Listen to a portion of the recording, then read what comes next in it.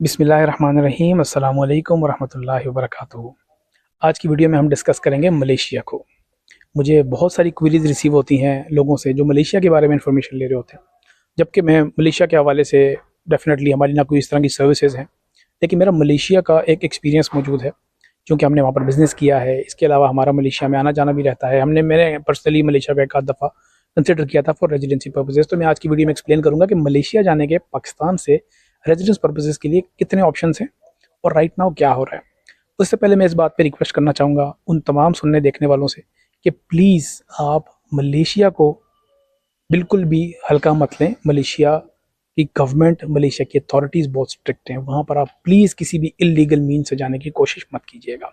बहुत से लोग ये गलती करते हैं कि विजिट वीज़ा लेकर जाते हैं और वहाँ पर ओवरस्टे कर जाते हैं। बहुत से लोग पढ़े लिखे होते हैं, समझदार होते हैं, इवन बिजनेस ओनर्स होते हैं, वो वहाँ पर वर्कर वीज़ा पर चले जाते हैं क्योंकि मलेशिया अलाउ करता है टू रेस्टोरेंट बिजनेस के थ्रू और कंस्ट्रक्शन बिजनेस के थ्रू, एग्रीकल्चर के थ्रू वर्कर वीज़ा निकलते हैं, वो लेके वहाँ पहुँच जाते हैं। तो प्लीज़ आप ऐसा ऑप्शन ना अवेल कीजिएगा क्योंकि इवेंचुअली आपने वहाँ जाकर कंस्ट्रक्शन वीज़ा लेकर किसी न किसी रेस्टोरेंट पे काम करना है, रेस्टोरेंट वीज़ा लेकर आपने रेस्टोरेंट वर्कर वीज़ा लेकर आपने वहाँ पे कोई बिजनेस ऑपरेट करना है या आपने वहाँ पर अपनी फैमिली को मूव करने की कोशिश करनी है। इन सब चीज़ों में आप उलझ जाएंगे। मलेशिया की गवर्नमेंट बहुत सख्त हो रही है, इसलिए मेरी रिक्वेस्ट है आप लोगों से कि आप प्लीज़ ऐसा ऑप्शन सेलेक्ट ना कीजिएगा जिसमें आपके लिए आगे जाके लीगल प्रॉब्लम्स हों। मैं आज डिस्कस करूंगा इस वीडियो में वो रास्ते जो लीगल हैं, वो रास्ते जो कदरे बेहतर हैं अगर आपने मलेशिया ही जाना है तो। इससे पहले ये समझ लें कि लोग मलेशिया क्यों जाना चाह रहे हैं। जो भी बंदा पाकिस्तान से निकलता है, एक तो जनरली टूरिज्म पर्पजेज़ के लिए निकलते हैं लोग, वहाँ जाते हैं, घूमते फिरते हैं, कुआलालंपुर घूमते हैं, पिनांग जाते हैं, गेंतिंग जाते हैं, कैमरून आइलैंड्स जाते हैं और जोर बारू जाते हैं। मुख्तलिफ जो अच्छी अच्छी जगह हैं मलेशिया के अंदर वो घूमते हैं तो उनको बहुत पसंद आता है। लंका भी पसंद आता है, बहुत लोगों को मलाका पसंद आता है। तो जगहें बहुत अच्छी हैं, बहुत खूबसूरत है। एक चीज़ ये है। दूसरी वजह ये है कि वो मुस्लिम कंट्री है। जब वहाँ जाते हैं तो उनको बहुत अच्छा लगता है कि यार एक सस्ता और अच्छा मुस्लिम कंट्री मौजूद है।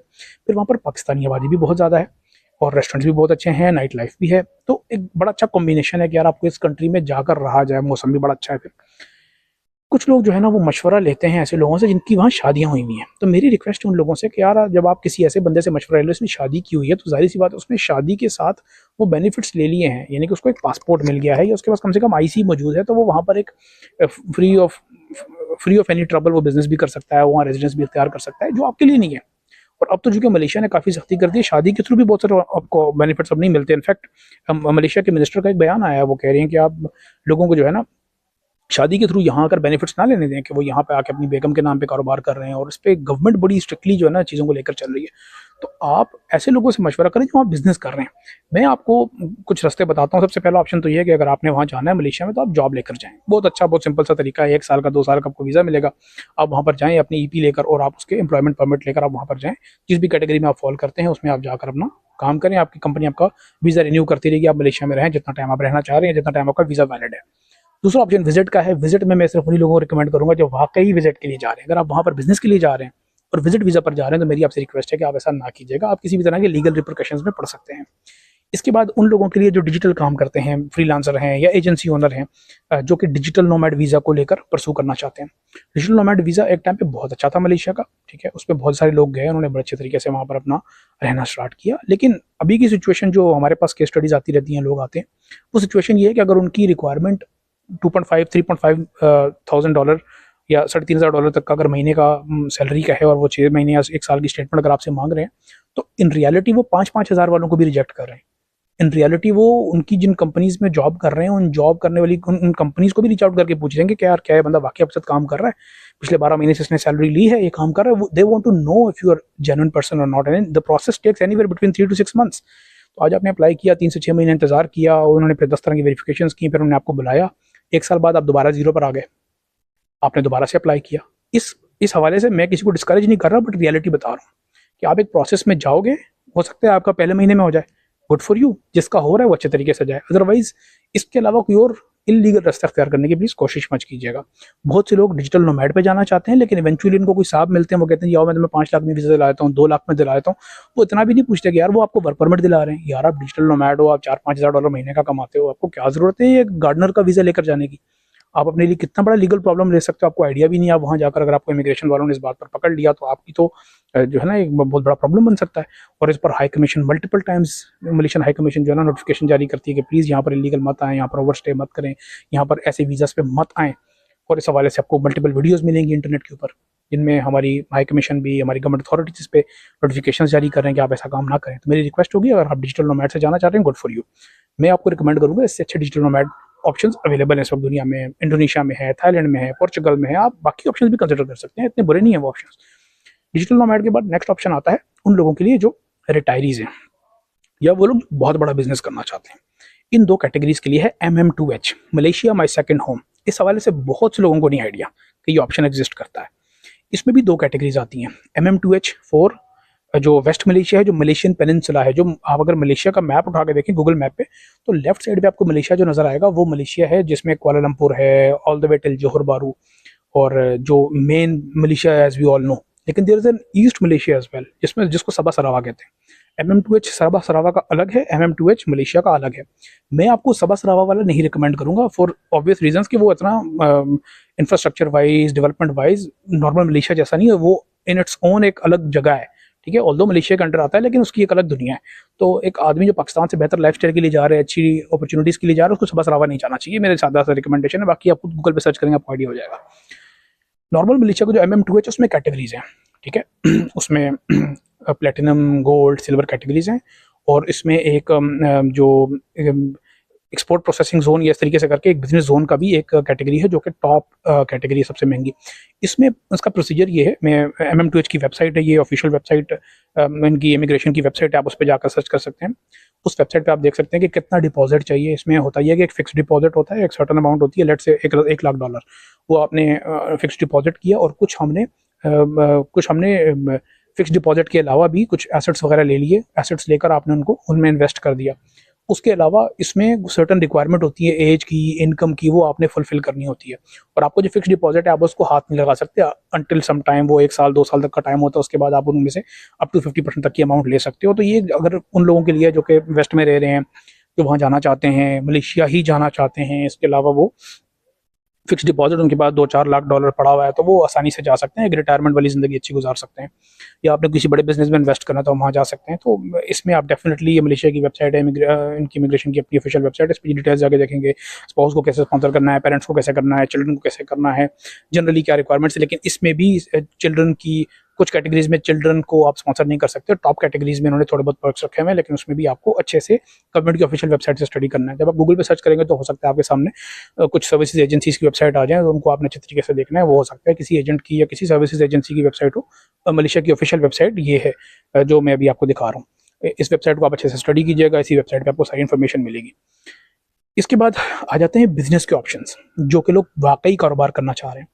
आइडियली आपके लिए क्या ऑप्शन होना चाहिए जिसमें आप मलेशिया जाएं और कारोबार कर सकें, ठीक है। वो है मलेशिया की SDN BHD कंपनी, जिसको प्राइवेट लिमिटेड कंपनी कहते हैं, सरिंदर बरहात कंपनी। आपने उस कंपनी को फॉर्म करना है। मलेशिया में theoretically you can form 100% foreigner owned company in Malaysia, but उसका जो पेड अप कैपिटल है, it is up to 1 million ringgit, ठीक है।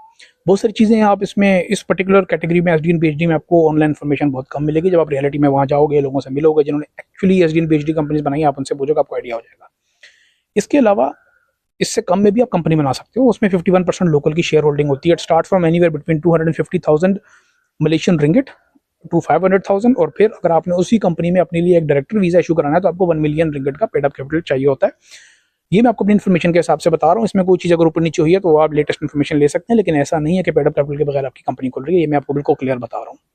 द इशू इज कि आप SDN BHD कंपनी बनाते हैं। Number 1 issue is you have to give ownership to a local which is a Malaysian, and he will hold 51% of the shares in the company. That is a company जिस पे आप business operate कर सकते हैं, restaurant खोल सकते हैं, supply का बिजनेस कर सकते हैं, ई-कॉमर्स कर सकते हैं, whatever you want to do.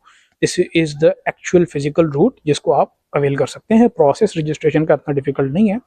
The real trouble begins when you want to apply a visa for you on an SDN BHD। That's where the Malaysian government is very very strict. Recently उन्होंने बहुत लोगों को deport किया है। आप अगर बांग्लादेश की stats निकालें, कितने बंगालियों को उन्होंने डिपोर्ट किया है, कितने पाकिस्तानियों को डिपोर्ट किया, तो it's important to also understand कि उस कंट्री का ग्राफ क्या है। मलेशिया ने बहुत सी डेवलपमेंट देखी है, लेकिन मलेशिया अब कह रहा है भाई आप निकालो, बहुत ज़्यादा लोग आ गए हैं यहाँ पर, बहुत ज़्यादा इमिग्रेंट्स आ गए हैं। It's very easy to take a visit visa and go there and overstay, which is definitely illegal and you should not do that. लेकिन लोग ये कर रहे हैं, इसकी वजह से वो लोगों को निकाल रहे हैं। अब डायरेक्टर वीज़ाज इशू करना बहुत डिफिकल्ट है, ठीक है। कोई अगर आपको कमिटमेंट दे रहा है तो make sure you pay them after they give you a director visa, which is why I am telling you कि director visa is very very difficult on your STN PhD. इसमें कुछ डिपार्टमेंट्स हैं, हर company के हिसाब से, कुछ जो general trading की उनके अलग हैं, इस तरीके से एमडेक के नाम से भी एक डिपार्टमेंट है। इस तरीके से आपने ये अंडरस्टैंड करना है कि अगर आपकी आईटी कंपनी है तो आपको कौन सा डिपार्टमेंट है जो कि आप जिसको आपको रिपोर्ट करते हैं, जहाँ से आप वीज़ा इशू करवाएंगे, उसके पोर्टल्स क्या हैं, उसका पोर्टल क्या है, उसकी एक्सेस कैसे मिलेगी, उसमें वीज़ा अप्लाई होना इज़ नॉट इम्पॉर्टेंट, उसमें आपको वीज़ा मिलना इज़ मोर इम्पॉर्टेंट। तो आप अपनी पेमेंट स्ट्रक्चर ऐसा बनाएं, अगर आपको कोई वीज़ा दिला भी रहा है तो आप वीज़ा लेने के बाद की उनको पेमेंट का ऑप्शन रखें, ताकि आपको डायरेक्टर वीज़ा अगर मिल रहा है, which is a very rare case, I am telling you, बहुत कम लोगों को मिल रहा है। मैं ये नहीं कह रहा कि नहीं मिलता, बहुत कम लोगों को मिल रहा है जो, और ये काफ़ी एक्सपेंसिव भी है, ठीक है। इसमें जो भी बंदा आपको वीज़ा दे रहा है वो अपनी एक प्राइस लगा सकता है। It can start from anywhere like $8,000 $10,000 and can go all the way up to $20,000 $25,000 depending upon case to case, business to business, paid up capital and lot of other factors. और last option है which is quite easy and the only viable option if you want to go to Malaysia, ठीक है, वो है आप लबवान में एक offshore company बनाओ। तो जो हमारा वेस्ट मलेशिया है, जो मेन मलेशिया है, वहाँ पर नहीं है ये लबवान। ईस्ट मलेशिया सबा सरावा के पास एक आइलैंड है जिसको फेडरल टेरिटरी कह दिया गया है, लबवान के नाम से एक आइलैंड है, वहाँ पर आपकी कंपनी बनती है, वहीं पे आपका ऑफिस होता है, जो आप फिजिकली जाकर ऑपरेट नहीं कर रहे होते, बस वो होता है, उसकी एक कंपनी सेक्रेटरी होती है जिसकी सारी चीज़ों की मैनेजमेंट करते हैं। ये ऑप्शन अच्छा है, अगर आपने ये अवेल करना है तो 2 साल का ऑप्शन है, आप 2 साल के लिए वीज़ा ले सकते हैं। It is a little expensive, $10-12 हज़ार आपके लग जाएंगे, लेकिन अगर आपने सिर्फ और सिर्फ मलेशिया का सोच लिया है, हर सूरत सोच लिया, तो आप लबवान के अलावा कोई और ऑप्शन नहीं कंसिडर कर सकते। इसमें आपको वीज़ा भी मिल जाएगा, इसमें स्पॉन्सरशिप के ऑप्शन भी थोड़े आसान हैं, लेकिन इसमें टैक्सेस हैं, आपने टैक्सेस को मैनेज करना है, आपको एनीवेयर बिटवीन 20 से 24% तक का टैक्स पड़ सकता है, इससे कम भी हो सकता है, लेकिन आपको अपने ज़हन में ये चीज़ रखनी है। फिर आपने उसमें सर्टेन अमाउंट डालनी है, अपने बिजनेस एक्टिविटी शो करनी है। ये उन लोगों के लिए अच्छा है जो कि आईटी या डिजिटल का काम कर रहे हैं, इनका पैसा आ रहा है लबवान की कंपनी के थ्रू, और वो उसमें अपनी टैक्स रिटर्न्स वगैरह फाइल कर रहे हैं, और उसके बाद वो वहाँ से आगे निकलेंगे। वो मलेशिया में लॉन्ग टर्म का नहीं सोच रहे, वो प्रॉब्ली वेस्ट जाना चाह रहे हैं, या जो भी उनका प्लान है। इसमें ड्रॉबैक्स ये हैं कि एक तो उसका स्टार्ट बहुत महंगा है, दूसरा ये कि ये ऑप्शन लॉन्ग टर्म नहीं है। आप 2 साल बाद दोबारा रिन्यू करेंगे, 2 साल बाद दोबारा रिन्यू करेंगे, there is no residence, no permanent residence, no citizenship option, ठीक है। इसमें कई दफ़ा उस कंट्री के अंदर अगर पाकिस्तानियों के लिए बहुत ज़्यादा सख्ती हो गई तो आप भी उसमें कहीं ना कहीं सख्ती में आ रहे होंगे उस वक्त तक के, जब तक अथॉरिटीज आपसे पूछे ना भाई आपकी वीज़ा कैटेगरी क्या है। क्योंकि अमूमन जब वहाँ पर रेट्स पड़ती हैं, हम देखते हैं मलेशिया के अंदर एक्टिव बिजनेसेस बड़े बड़े रेस्टोरेंट्स पे पड़ती हैं, चौकट पे बड़े बड़े रेस्टोरेंट्स पे पड़ती हैं। इतना बड़ा कारोबार एक बंदा कर रहा है, 3-4 ब्रांचेस उसने खोली हुई हैं, उसकी भी स्टाफ को उठा के ले जा रहे हैं। बड़े बड़े मॉल्स में पड़ती हैं, पता चलता है 50 आदमी 100 आदमियों को एक साथ जो है निकाला जा रहा है, और इमिग्रेशन उठा के ले जा रही है। क्योंकि एक्शन जब होता है ऑपरासी जिसको कहते हैं, वो एक ही दफ़ा होता है, सबको उठा के ले जाते हैं। तो उसके बाद आपने साबित करना है भजन मैं जो है ना इस वीज़ा पे हूँ, मैं इस वीज़ा पे हूँ। तो और कोई बंदा अगर फिजिकल बिजनेस करना चाह रहा है जिसमें मलेशिया के अंदर फिजिकल एक्टिविटी होगी, गाड़ियाँ होंगी, दुकानें होंगी, ऑफिस होंगी, उन लोगों के लिए लबवान का ऑप्शन नहीं है। उन लोगों को अनदर एसडीएन बीएचडी कंपनी रजिस्टर करनी पड़ेगी जिसमें आपको वीज़ा नहीं मिला होगा। लेट्स से आप एसडीएन बीएचडी बनाते हैं एबीसी, उसके नाम से मलेशिया में कारोबार कर रहे हैं, तो XYZ कंपनी जो कि लबवान में उसने आपको वीज़ा दिया, और XYZ कंपनी के डायरेक्टर होते हुए आप एबीसी के बिजनेस ऑपरेट कर रहे हैं, विच इज़ आप जब किसी मामले में फंस गए तो आप अथॉरिटीज़ को समझा नहीं पाओगे कि भाई मैं तो XYZ कंपनी का हूँ, मैं एबीसी कंपनी में क्या करने आया हूँ, मैं तो इसके बिहाफ पे प्रोडक्ट बेच रहा था, इसके बिहाफ पे सर्विस दे रहा था। तो ये एक थोड़ा सा इशू होता है, इसको आपने अच्छे से मैनेज करना है।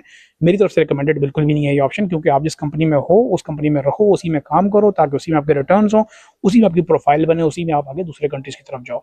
ये कुछ ऐसी चीज़ें हैं जो लोगों को अमूमन नहीं आइडिया होता, surprisingly, which is why I am making this video, ताकि लोगों को आइडिया हो सके कि मलेशिया में क्या प्रोज एंड कॉन्स हैं। Malaysia is a beautiful country, I would love to go there every single time to have a good time with my family, even go with friends.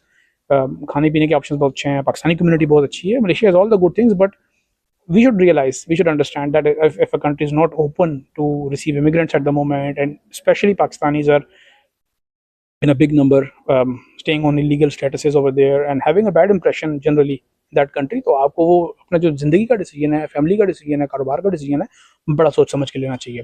और ऐसे लोगों से ज़रूर बात करनी चाहिए जो उस मुल्क में रह रहे हो और अच्छा कारोबार कर रहे हो, बजाय इसके कि आप ऐसे लोगों से पूछें जो वहाँ जॉब कर रहे हैं या वहाँ शादियाँ करके बैठे हुए। सारी सी बात है, आपको रेलेवेंट और राइट डिसीजन नहीं लेने में सही मदद नहीं कर पाएंगे, उनके पास राइट इन्फॉर्मेशन ही नहीं होगी। मैं ज़ाती तौर पर किसी को भी कंसल्टेशन का 1 रुपया भी नहीं चार्ज करता, मैं फ्री ऑफ कॉस्ट गाइड करता हूँ। अगर आपको अभी भी कोई क्वेश्चन हैं, although for Malaysia I'm not the best person, but definitely whatever I have in my experience I will be happy to share with you. You can book a free consultation with us and you can come and we can guide you at any time. Thank you so much.